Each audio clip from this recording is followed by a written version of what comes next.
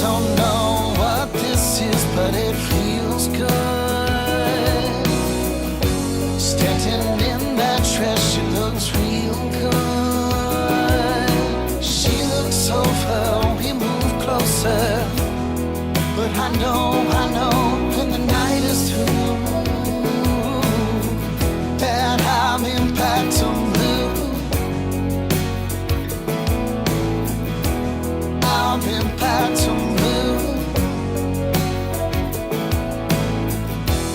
I'm in Baton Blue.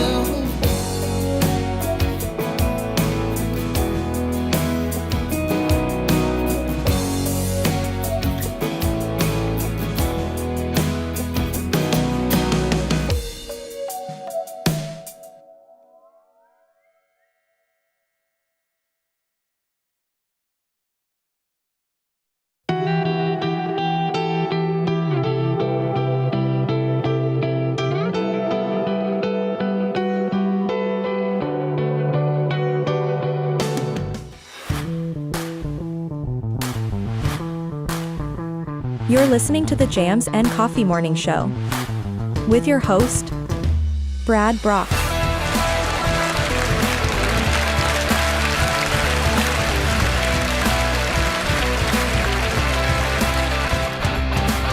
Yes, good morning, Jammers, and welcome to the Jams and Coffee Morning Show.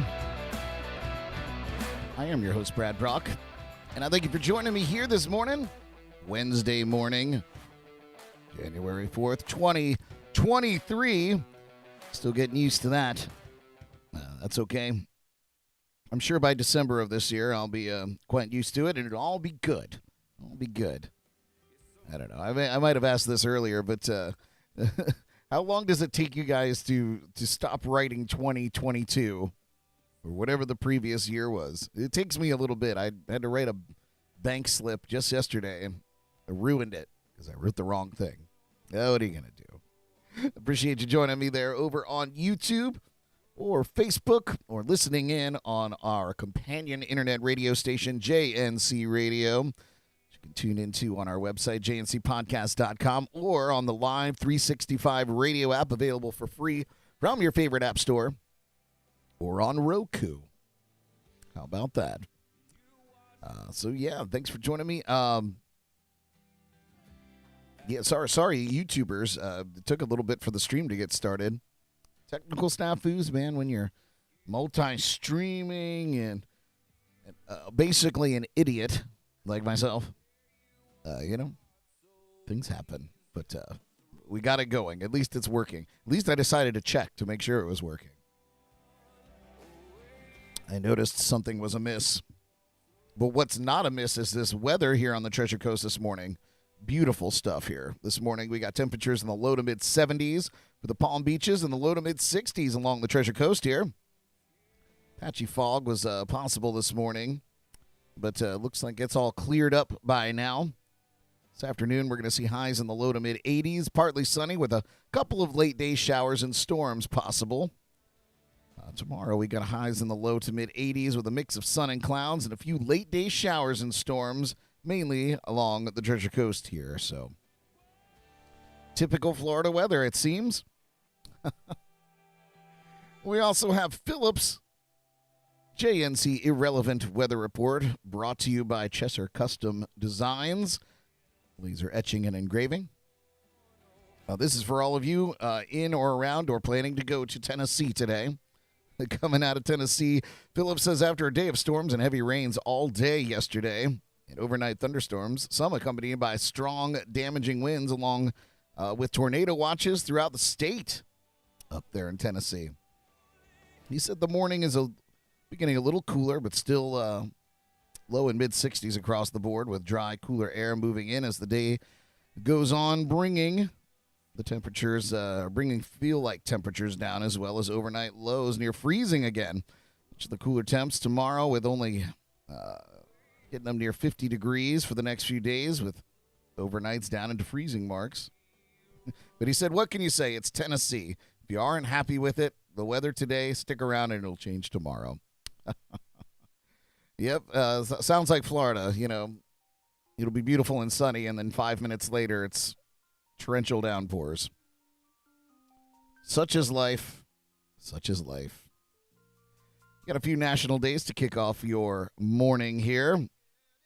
Some interesting ones. For our visually impaired friends, it's World Braille Day. Every year on January 4th, World Braille Day reminds us of the importance of accessibility and independence for those who are blind or visually impaired. About 36 million people around the world are blind. By 2050, the number of people diagnosed with blindness is predicted to rise to 115 million. Those who are blind, have severe vision impairments, face many challenges in life, as you can imagine. Some of these challenges include navigating new environments, using a computer, handling cash, and arranging clothes. Blind people have ways to successfully deal with many of these situations. In today's world, advanced technology and voice activation make a blind person's life much more manageable. But one invention in particular has helped countless numbers of blind people through the years. This invention is called Braille. It was developed nearly 200 years ago. Braille gives blind people the ability to read and even write letters. The system consists of raised dots that form letters and words which are read by touch. Now, Braille, who's it named after? Louis Braille, of course. He invented the reading system of raised dots back in 1824. He was born on January 4th, 1809, hence the day we celebrate in France. I guess it would be Louis then. Louis would lose his sight after an accident in his father's harness shop at age 3. He would later attend the National Institute for Blind Children in Paris. There, his interest in music would benefit him when, at the age of 10, he would meet Charles Barbier, a captain in Napoleon's army, in fact. The captain taught the students about a communication code using dots called night writing. Combining his knowledge of music and the inspiration of code communication, Louis Braille invented a 6-dot fingertip reading system when he was only 15 years old. That's pretty impressive. Louis died in 1852, 2 years before France's Royal Institute for the Blind Youth adopted a Braille curriculum. And by 1916, schools in the U.S. were teaching Braille to their blind students. Fascinating story. A wonderful gift to humanity from a young man with a lot of spirit. So Braille. Next time you see it on your ATM machine, just like, all right, Louis, thank you. All right, what's next? It's National Trivia Day. I might have to bust out some trivia questions for you guys this morning for National Trivia Day. Well, maybe I'll do it after the break. We'll do some trivia. What do you say about that? All right, National Trivia Day on January 4th celebrates those who accumulate and hoard tidbits of useless trivia. The holiday recognizes the collectors of unconnected, irrelevant data, facts, history, and quotes each year. I'm loaded with it. They are the ones who usually proffer these things, sometimes outstanding bits of history when friends and family least expected. In ancient times, the term trivia was appropriated to mean something very new. Nostalgic students, college students in the 1960s began to informally trade questions and answers about the popular culture of their youth. After writing trivia columns, Columbia University students Ed Goodgold and Dan Karlinski created the earliest intercollegiate quiz bowls. They tested culturally and emotionally significant yet virtually useless information. The students dubbed the tests trivia contests.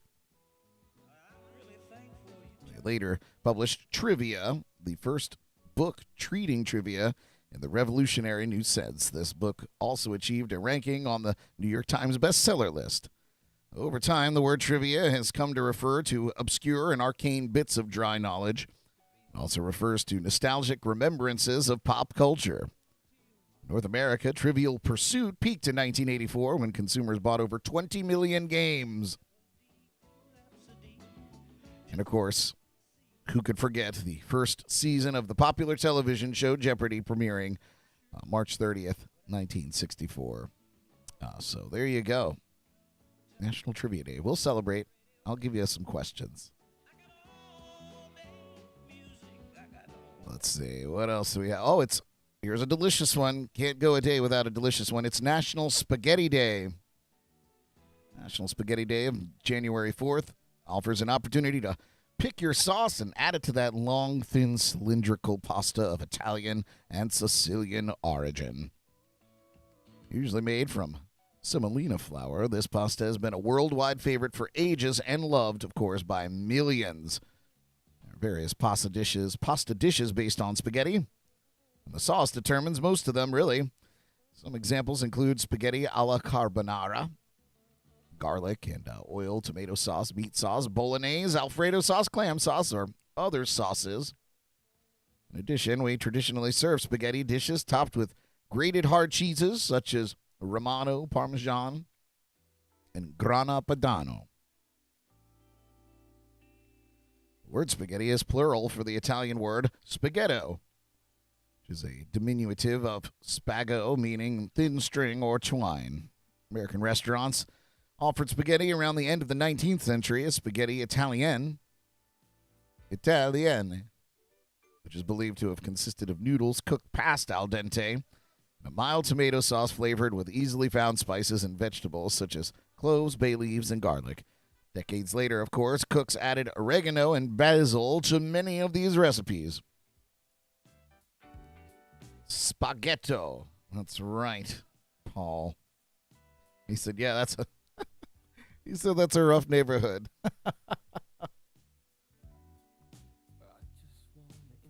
Yep, Spaghetto. That's where I grew up.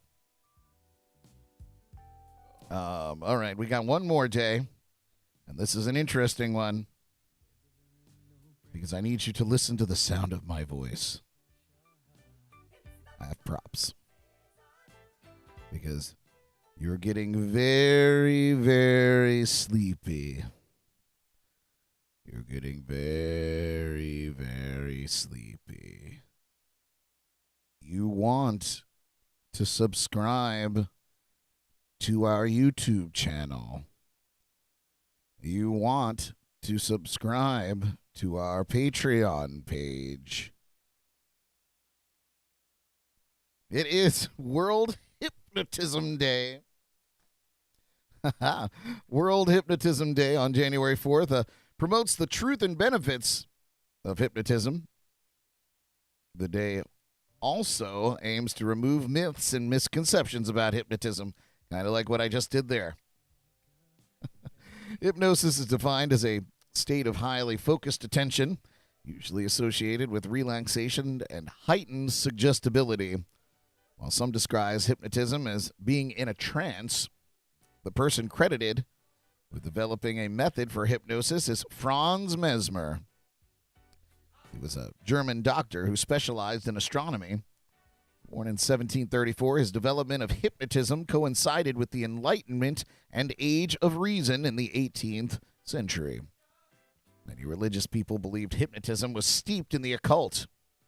However, these benefits didn't deter Mesmer from using hypnosis both as a form of healing and entertainment. Through the years, many others dabbled with hypnotism and created their own methods. Eventually, hypnotism became regarded as a useful tool for reducing stress. Today, professionals use hypnotism in psychotherapy. Some of the treatments include reduced anxiety, treating phobias, an approach to weight loss, quitting bad habits such as smoking, improving sleep, and hot flashes even. Despite the fact hypnotism is embraced by the scientific and psychological fields, there are many misconceptions about it. Some of these include hypnosis is a state of unconsciousness or sleep, or hypnosis is a form of mind control or brainwashing. Another misconception is it's possible not to wake up from a hypnotic trance. They also think that hypnosis weakens the mind, and only a hypnotist can induce hypnosis. Well, these are all incorrect misconceptions. Well, how do we observe World Hypnotism Day? Well, on this day, many hypnotherapists offer free semi-private hypnosis sessions. They also host webinars and educational presentations about the benefits of hypnotism. Many organizations, including the National Guild of Hypnotists, the Academy of Professional Hypnosis, and the National Council for Hypnotherapy, organize special events. So, to participate, you can learn more about hypnosis and the benefits of hypnotherapy. Check out the BBC documentary Science of Hypnosis and the docu-reality series Hypnotized. Discover more about hypnotism, how much about what you know falls under misconceptions. How much about what you know falls under the misconceptions. Learn how to dispel them. Talk to someone who received hypnotherapy and discuss how it helped them. Has any of you, or have any of you rather, gone under the hypnotist watch? Love to hear about it. There you go, World Hypnotism Day. And it leads me to believe, it doesn't say this in this article, but Franz Mesmer, do you think that perhaps the word mesmerized came from his last name? If I was a betting man, and I've been known to be, I would say yes. And now you've learned something new, mesmerized, from Franz Mesmer. Interesting stuff, you guys. And that's your list of national days today, because here on JNC, we believe that every day is a day to celebrate. So we can help you out with some reasons. Quite happy to do that.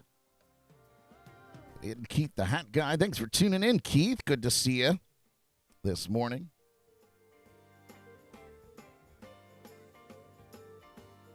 All right. I believe we're going to take a quick musical break before we get into our news stories of the day. We got a lot to talk about. I found some interesting articles. I think that you'll enjoy them. Some good news coming from some previous stories over the week. So, all right, we're going to take a quick break. You're listening to Jams and Coffee in the Morning. Here's one from the Matt Ingram Band. This is So Far. Don't go away. We'll be right back.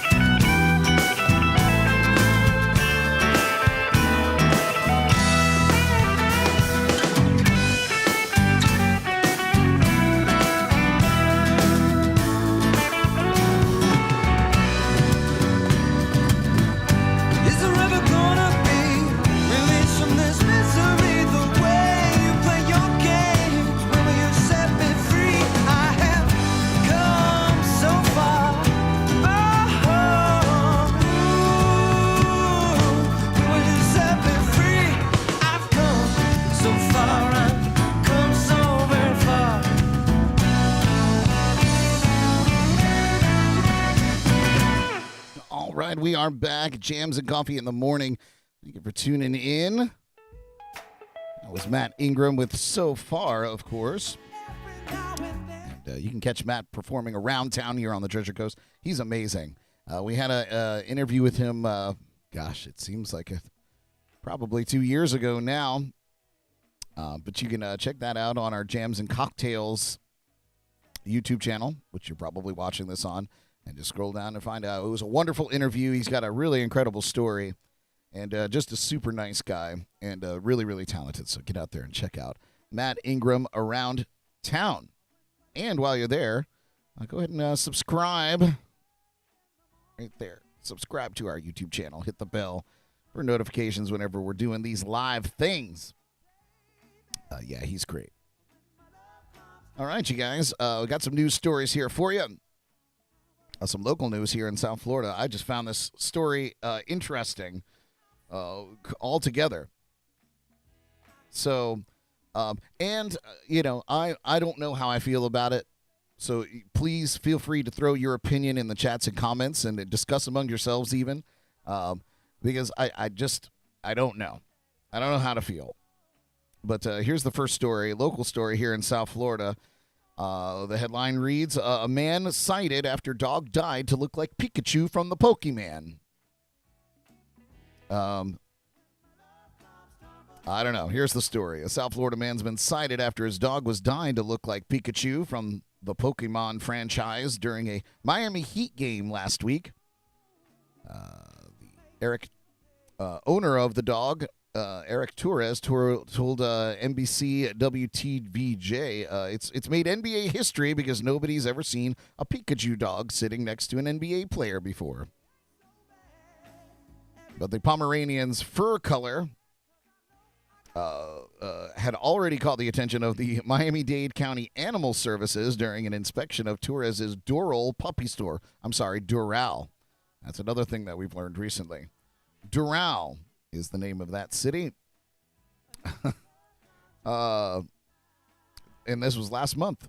Miami-Dade County Animal Services Assistant Director Kathleen Labrada said Pikachu was in the store. There was a staff member holding the dog in her lap, and we obtained a photograph at that time. Labrada told WTVJ that it's unlawful for any person to possess, sell, or otherwise transfer within the county any dyed or artificially colored rabbit or other animal. I mean, I wouldn't. Why wouldn't you just say any animal? Particularly rabbits, though. You can't have that. A few days later, Torres was told Miami-Dade County Animal Services would be issuing a citation. Brada said no animal should be dyed regardless of whether there's an ordinance prohibiting it or not. You don't really have any guarantee or any assurance that the chemicals they're putting onto your pet are safe. Well, Torres argued that Pikachu is his dog and not for sale.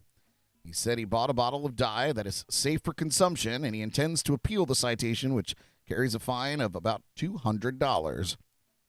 He said, at the end of the day, I had no idea this ordinance even existed. He also said he has no plans to remove the dye. Now, I may get chastised for this, but that dog looks adorable. I personally would never do anything like this, but this isn't the first time I've seen something like this, you guys. I've seen little dogs like Pomeranians with the beautiful fluffy hair. I've seen them done with like little pink accents and things like that, and it's tasteful, and I think it's cute. Never once was I like, oh my God, what are they doing to that dog? I've seen people shave their animals to look like lions and things like that. I don't know. This seems, for me, this is a little overkill. I think it's wild. But what's the difference? What's the difference if you give them some pink highlights or if you go full out and do this? I don't know. I don't own a dog. And I probably won't ever. Knock on wood. I don't want to jinx myself. But yeah, I'm not really interested. I would never do this to my animal if I had one. But who's to say, what other people could do? Keith said, apparently this ordinance is not enforced. Just go see the blondes in any bar. Oh. Keith's got jokes. Philip said, like an Easter doggy. I don't know. People dye their hair all the time. And I guess it's different because, dogs can't say, no, sir, I don't want this. They're just kind of at the will of our whims. Philip said it looks close to a minion. Yeah, if I didn't know that this animal was supposed to be the Pokemon, the Pikachu, I wouldn't know. Looks a bit like some sort of crazy bear. I don't know. You guys let me know what you think about it. I'm undecided. I don't. I think if they wanted to blast him online over it, that's one thing. I don't know if a government agency should be fining him for this. I don't know if I would consider this like animal cruelty or abuse of any kind, but I don't know. Let me know what you guys think. Interesting story. Here's another interesting story. We went from the Powerball being close to $1 billion to now the Mega Millions is about to be the Mega Billions. That's right. The Mega Millions jackpot climbs to $940 million now after no winner in last night's drawing. I checked it this morning. Got my ticket right here. Not a winner. Not a winner even a little bit. New Year's celebrations may be behind us, but there's still hope later this week for a huge financial boost for 2023 after nobody won last night's Mega Millions drawing. The estimated jackpot for the drawing last night was $785 million with a cash option of $403.8 million. Chump change, right? And it's the fourth highest Mega Millions jackpot ever. 6 winners from Maryland, Texas, and Virginia matched 5 numbers and won $1 million each. And there were 3 Megaplier winners from Arizona, Mississippi, and South Dakota who all won $4 million each. Wonderful. But with no big winners Tuesday night, the jackpot is estimated to climb, as mentioned, to $940 million, just shy of the $1 billion mark. And that comes with a cash option of $483.5 million for Friday night's drawing. So the Mega Millions drawings are held at 11 p.m. on Tuesdays and Fridays. So get out there and get your tickets. Unless you're a compulsive gambler, I would not recommend getting involved in this. But you got a couple bucks to spend, why not? Why not? Give it a chance. And you don't need to spend, and that's the common misconception, I suppose. I never, ever... I'm not going to say never ever, but I don't usually buy more than one set of numbers. So, the Mega Millions is $2 for a play. And, if you can't afford that, if you can't afford to feed your kids and things like that, perhaps this should go on the back burner. But, if you've got a couple bucks to spare and all your bills are paid and everything's good, play. Why not? And then you could spread the wealth.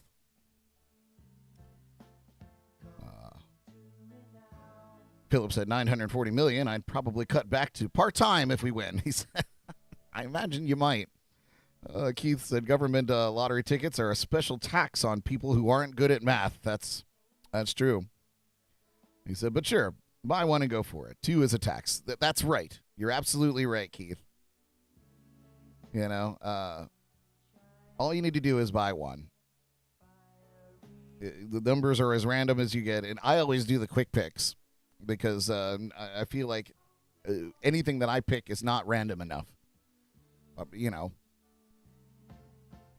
and just let the universe do it, as they say.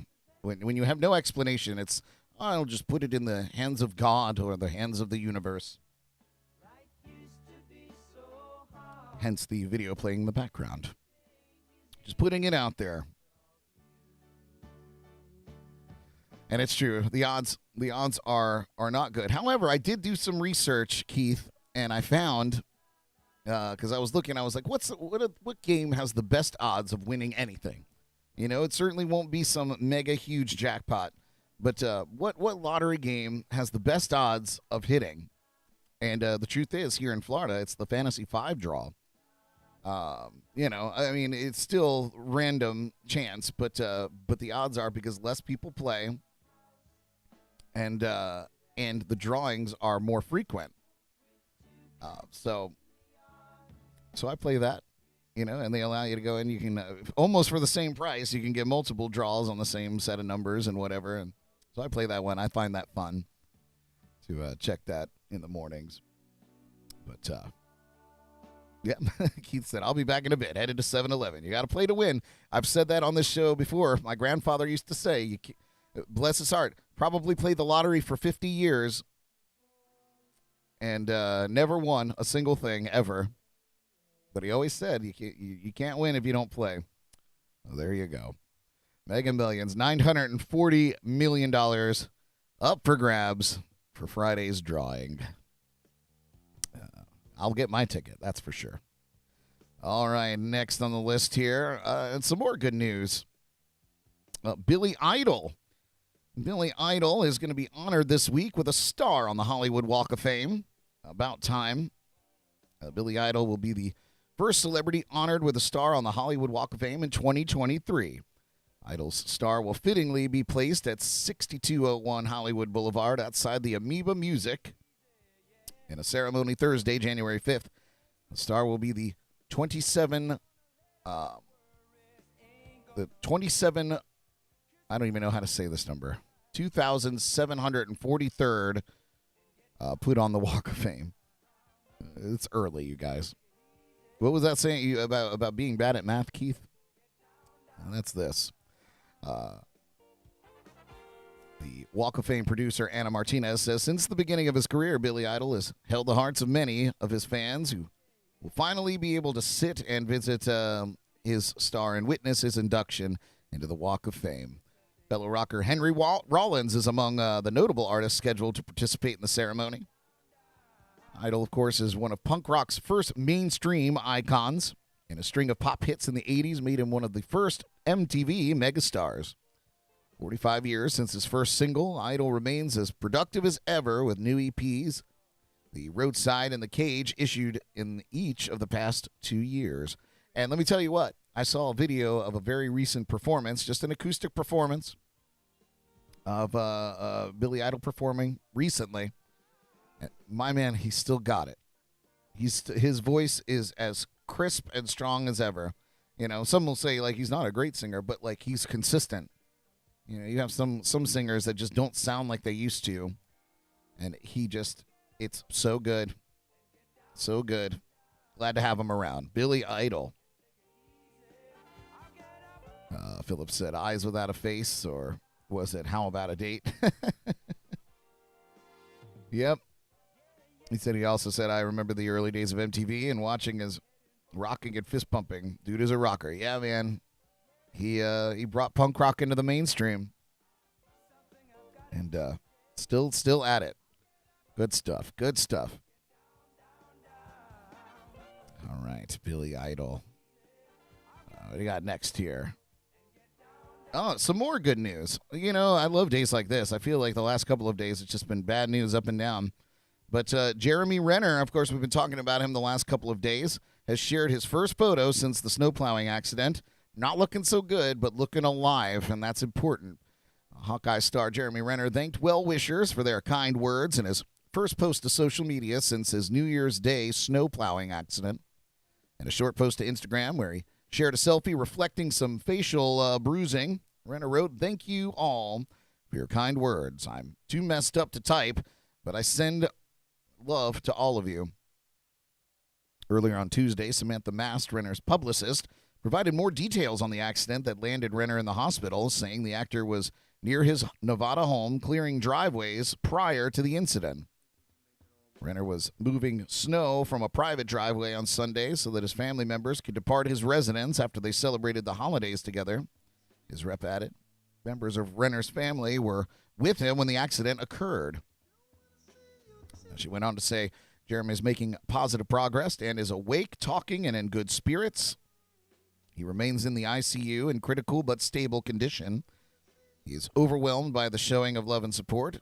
The family asks for your continued thoughts while he heals with his close loved ones. So more details on what actually happened on Sunday at 8:55 a.m. in the morning, Pacific time, of course. Authorities received a 911 call reporting a crash involving a snowcat, which is a device, of course, used to remove snow, and a pedestrian on Mount Rose Highway, according to the Washoe County Sheriff Darren Balam. While it was not snowing at the time of the accident, he said the Mount Rose Highway was closed due to severe winter weather and had snow that wasn't yet removed. He added that about 13 to 20 abandoned cars were also on the highway that were difficult to maneuver around. The 1st Sheriff's Department unit arrived on the scene at 9:30, where emergency medical services were on scene providing aid to Renner. Apparently, Renner was run over by a snowcat after the machine started to roll away when he was not in the driver's seat, and he was injured during an attempt to get back into the snowcat. Oh, just let it go, baby. I know that instinct gets you, but not me. Sorry for that. Get out of the way. Get out of the way. Timber. Renner was using the snowcat to remove snow around his personal vehicle at the time of the accident. They added that the authorities do not believe Renner was intoxicated during the incident and called it a tragic accident. Spokesperson for Renner previously told CNN that he sustained blunt chest trauma and orthopedic injuries. And the 51-year-old actor has so far undergone 2 surgeries to address those injuries. The sheriff said that Renner was awake and speaking with first responders when they arrived at the scene. When he was first injured, his neighbors rendered aid and brought towels and things like that while waiting for first responders. And the actor was the only person involved in the accident, which is good. Helicopter landed in the vicinity. Renner was taken to the Reno area hospital where he was treated. Renner was allowed to operate the snowcat as he was on private road that was shared by his neighbors and not maintained by the county, so he wasn't doing anything wrong. The sheriff said he was being a great neighbor and he was plowing those roads for his neighbors. And authorities don't suspect any foul play. So there you go, guys. I'm glad that he's doing better. He's clearly got a long road to recovery. But we're happy he's okay. I don't have any updates on DeMar from the Buffalo Bills other than he's still in critical condition. So we'll see if anything comes up of that throughout the day. Are you guys ready for some trivia? Since we got a few of you hanging out, hopefully you guys want to play. So get ready. If you're able, if you're driving, for the love of God, just say it to yourself. I won't be offended. But it's National Trivia Day, so we're going to ask some questions from Jordan's Trivia Box. We usually do the shot caller trivia game with this, but this is, I wish I didn't know, filthy trivia that you'll never forget. And we're going to read a few of these. Are you guys ready? Here we go. Let me get some out of the box here. I guess I could have did this previously. Oh, boy. There we go. Got a stack of them. All right. We'll shuffle them around a little bit. If you watch the show regularly and you've seen some of our trivia, you might know some of these. I don't know where she picks from, but here we are. All right, you guys. For National Trivia Day, here's a trivia question for you. Over 600 colonies of mold live on top of these items. Well, this is one that we've had before. Over 600 colonies of mold live on top of these items. Is it A, soda cans, B, milk cartons, C, water bottles, or D, juice boxes? Over 600 colonies of mold live on top of these items. Is it A, soda cans, B, milk cartons, C, water bottles, or D, juice boxes? Let me know what you think.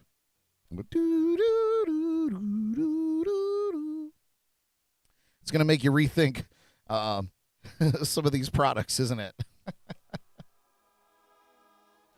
All right. See if anybody's playing over on Facebook. Doesn't look like it.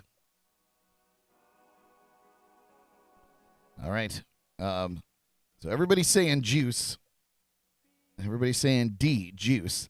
The answer is incorrect. It is, in fact, A, soda cans. Over 600 colonies of mold live on top of soda cans. Blech.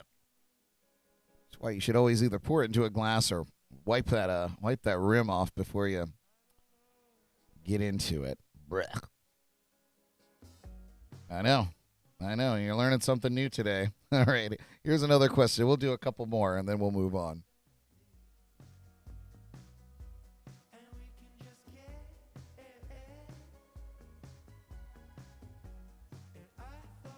Okay, here's a good one. All right. I know. Gross. Alicia said soda. You got it. All right, here we are. Things I wish I didn't know. Turtles. Turtles have skills to survive in many environments, which include A, using their shell like a surfboard, B, storing a snack in their shells, C, breathing through their butts, or D, throwing themselves at enemies like a frisbee. Turtles have skills to survive in many environments, which include A, using their shell like a surfboard, B, storing a snack in their shells, C, breathing through their butts, or D, throwing themselves at enemies like a frisbee. Answers are coming in there. And I'm going to say that you guys are correct. It is breathing through their butts. C, breathing through their butts. Sometimes you got to do it. There's no explanation on this. Guess you just have to imagine. Sometimes I wish I could breathe through my butt. I feel like I picked from a lot of... Okay, here's a ridiculous one. Brett said, I'm surprised Kung Fu and eating pizza wasn't an option. It should have been, shouldn't it? Teenage Mutant Ninja Turtles. All right, you guys. Here's another one. A common torture technique back in the 1500s involved strapping...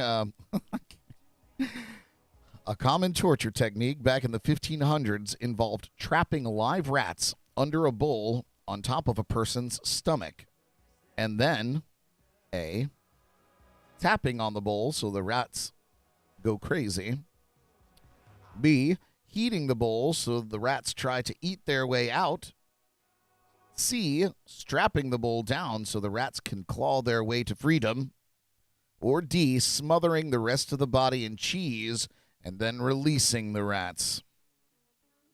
A common torture technique back in the 1500s involved trapping rats under a bowl on top of a person's stomach and then tapping on the bowl so the rats go crazy.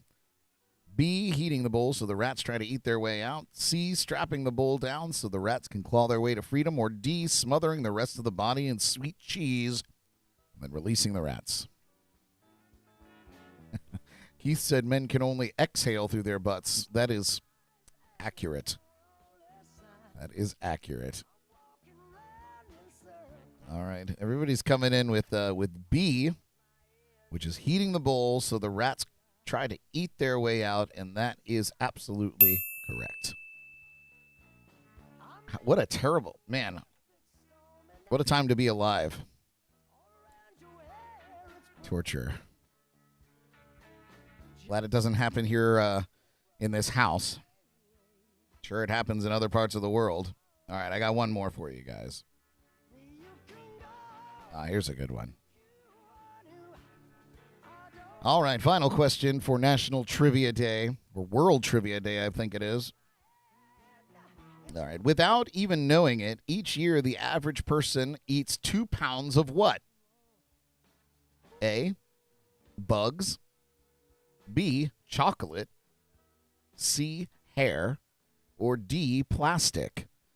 Without even knowing it, each year the average person eats 2 pounds of what? A, bugs. B, chocolate. C, hair. Or D, plastic. Let's see what everybody has to say about that.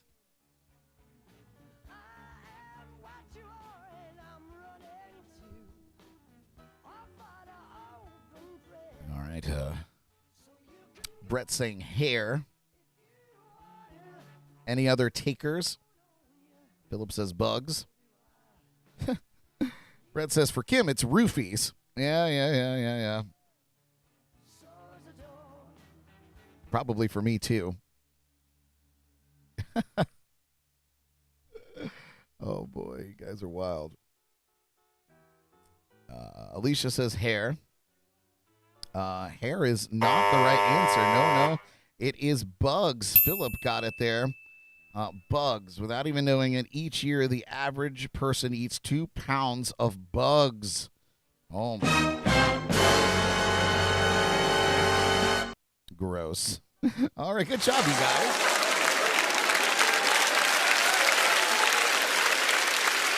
We got to shuffle these bad boys up. I recognized quite a bit of those cards from previous gameplay. Maybe I need to buy her another set. We've been rocking this same trivia set for a while, so I think maybe it's time to get Jordan some new trivia cards. But they've been fun.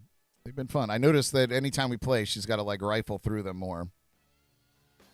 Philip said the FDA approves a certain amount to be acceptable in products. Ketchup is one. It's true. Chocolate is one, too. Sometimes they put the bugs in the chocolate. Specifically, I have some. We've eaten some. Hot dogs, too. Yeah, hot dogs is an acceptable amount of anything goes into those bad boys. Almost makes you want to kind of make your own hot dogs. At least you know, or have some clue of what's going on in there. Anyway. All right, you guys, we're going to take a quick break. When I come back, I've got some celebrity birthdays for you and shameless plugs, and we'll get you on with the rest of your day. You're listening to Jams and Coffee in the Morning. Don't go away. We'll be right back. Here's one from Micah Scott. This is Corina.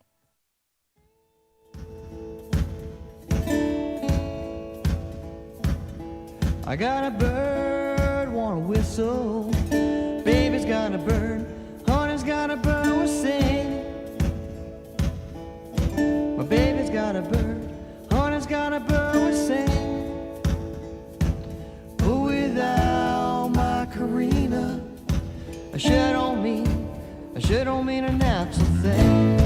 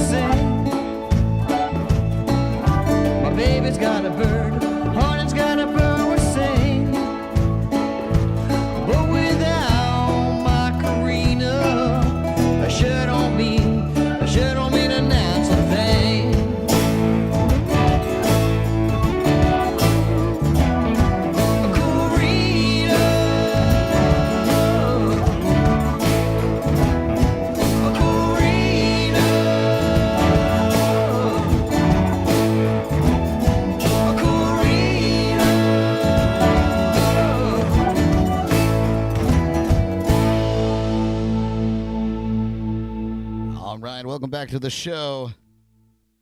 All right. We got some celebrity birthdays here for you this morning. Since Jordan's not here to play along, we'll let you guys play along. So here, it'll go very quickly, so no pressure or anything. But I'll give you the description of whose birthday it is, and you let me know who it is, and we'll go on from there. So let's get started. This physicist and mathematician is celebrating their birthday today. It became one of the most influential scientists of all time, formulating 3 basic laws of motion and the law of universal gravitation. He built the first practical reflecting telescope, and his work helped Enlightenment thinkers rebel against church theology. Sadly, he passed away at 84 years old, but how old would he be today? And the answer is Sir Isaac Newton. Sir Isaac Newton. He would be 380 years old today, had he survived beyond 84. He might have done it. He might have done it. You don't know. I don't always put dead birthdays on there, but sometimes when they're that profound, I like to throw them up there. I know. Brett said he didn't know we were doing dead birthdays. I don't normally. I try to steer away from it. But like I said, if it's somebody that is prominent in that way, I'll throw it up there. Because why not? I guess I could throw up the. That's Jeremy. That, of course, is Sir Isaac Newton. In its prime, no doubt. Brett said, I was hoping for Taylor Swift in that case. Taylor Swift will most certainly live to 380. No doubt in my mind. Keith said, Newtonian physics has been handy. Good day to celebrate. Indeed. All right. Next up on our list, turning 60 years old today, and this person is still alive. No fear. Turning 60, he's the lead vocalist for the German metal band Rammstein. Group known for songs like Engel and Links 234. Who's turning 60 years old today? Any Rammstein fans out there? Du Hast is probably the first song that I heard from them. All right, well, I'm going to tell you. It's Till Lindemann. Till Lindemann turning 60 years old today. It's hard for me to believe. 60. Still out there doing his thing with Rammstein. All right. Next up on our birthday list, this singer, musician from Canadian reggae fusion band Magic is turning 40 years old today. They had the 2014 U.S. and U.K. #1 hit single Rude from their 2014 U.S. Top 10 album Don't Kill the Magic. Who's turning 40 years old today? None other than Ben Spivak. Ben Spivak turning 40 years old today. I know, it's a little obscure. The next one, much more popular in pop culture, I suppose. And finally on our list here of celebrity birthdays, turning 63 years old today, American singer-songwriter, musician from the band R.E.M. The band was pivotal in the creation and development of the alternative rock genre. They scored, of course, the 1991 UK #6 and US #10 single, Shiny Happy People, plus over 20 top 40 UK singles, and the 1992 UK #1 and US #2 album, Automatic for the People. And Brett got it. Brett, you nailed it, man. It is Michael Stipe, turning 63 years old today. 63. Happy birthday, Michael Stipe. Super influential. Losing My Religion, the soundtrack from Man on the Moon. Really, just quite a bit of music out there to enjoy. Let's see who's having local birthdays today. Send a shout out to J.P. Soares, celebrating his birthday today. J.P. Soares, a blues musician. We play his song on our JNC radio station quite a bit and on this show. I think Philip likes one of his tunes that we play pretty regularly. What's it called? Something Ain't Right. It's one of his tunes that we play on the regular here. So happy birthday to J.P. Soares. Whom else? My good friend Travis Suit is celebrating a birthday today. He, of course, is responsible for the Crossing for Cystic Fibrosis, the paddleboard from the Bahamas over back to Florida to raise money and awareness for cystic fibrosis. Is celebrating his birthday today. My friend and entertainer Greg Galelo celebrating his birthday. My friend Brandon, Mark, Cassandra, Sheila, Vlad, Joanne, Doug, Cheryl, and Wayne, all celebrating birthdays today. We wish you a merry birthday. We wish you a merry birthday. Got to keep the music alive, you guys. All right. I have just a couple on this day music histories for you, in case you're still interested. This was a funny one. 2001, on this day, Madame Tussauds Waxworks in London revealed that Oasis singer Liam Gallagher had come third in the most hated characters list of exhibits, behind Adolf Hitler and Slobodan Milosevic. So you had Adolf Hitler, Slobodan Milosevic, Liam Gallagher. That's how much everyone hates Oasis. There you go. I thought that was funny. Here's one for you, Paul, if you're still listening. Paul and I did a podcast about this. But on this day back in 1970, chauffeur Neil Boland was accidentally killed when the Who's drummer Keith Moon ran over him in his Bentley. Moon was trying to escape from a gang of skinheads after a fight broke out at a pub in Hatfield, England. Boland got out to try to protect the car, but left it in gear. He fell under the car, and it started moving with Moon at the wheel as he tried to escape the fight. The drummer had never passed his driving test.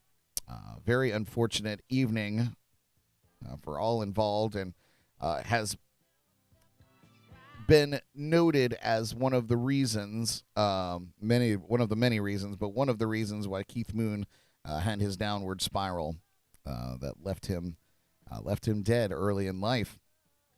But yeah, Paul and I from Drums and Rums, we did a whole podcast on it, and you could find that on Paul's YouTube channel. So go check that out, the Drums and Rums podcast YouTube channel. You can go and find the Whodunit Keith Moon story, episode 103. Yeah, that happened on this day back in 1970. Fascinating stuff. All right, you guys. I've just got a few shameless plugs for you, and then we'll get you on your way. Tonight, the Jams and Cocktails live podcast is back Wednesdays at 8, of course. And tonight is no exception. We're back with the Gravel Kings, a wonderful local band, and they're celebrating their 10th anniversary together. These guys have split off, and they've never quit the band. The band never broke up. They just went on and were doing side projects, some really fascinating side projects. Then we're going to talk all about that. We're going to talk about them coming together for their 10th anniversary. They have a 10th anniversary show coming up at Terra Firmata on Friday night. So we're going to talk about that. It'll be nice to catch up with those boys. So tune in tonight. Wherever you're watching this show, you'll find the podcast this evening, 8 p.m. Eastern, with the Gravel Kings. You can also listen to the show on our companion internet radio station, JNC Radio. You can find that live. That's on our website, jncpodcast.com, or you can download the Live365 Radio App for free from your favorite app store, or you can put it on your Roku TV. Check that out. As mentioned, check out the Drums and Rums podcast. My good friend Paul hosts that. You can find episode 103 talking about Keith Moon and Neil Boland. It was an interesting story and a lot of details there on that podcast. So check it out and everything that Paul has to offer there. You can find links to that at jncpodcast.com, or you can go to drumsandrums.com or anywhere you listen to podcasts. You can also check out Paul's live streams on Thursdays at 8 p.m. Eastern, his biggest happy hour and a half hour, and it's always good fun, good fun, good fun. Check out our sponsors and partners at Code Rum, Hop Life Brewing, the Sneaky Tiki in downtown Stewart, the Bug Juice, Bug Repellent, and skincare products, Chesser Custom Designs for all your laser etching and engraving needs, Brad Brock Design for all your graphic needs. You can go to bradbrockdesign.com, send me a message, and we'll get whatever you need done creatively done one way or another. Also, you can check out our friend Brett and Kim's blog. If you've ever thought about living aboard a sailboat, they have been living aboard the Kitty Hawk for 15 years plus, and they outline the good, bad, and the ugly on their blog, learntoliveaboard.com. You're going to want to check that out. You can also reach out to them if you have any specific questions about living on a sailboat. You can find my one-man band shows around town. You can see where I'm playing at bradbrock.com. And if you love what we do and you want to help us out, you can subscribe to our Patreon page. It's like OnlyFans, but not quite as risque. So they say. You never know. You never know what's possible. But we do throw up some exclusive content there and some behind-the-scenes footage for only our patrons to see. It's $5 a month, and it really helps out. If you can, do. If you can't, share. Please share all of our stuff with all your friends, because really what it comes down to is in the chat rooms, the more the merrier. You guys can entertain yourselves while I just run my mouth or we run our shows. So I appreciate all that. That is my shameless plugs for all of you.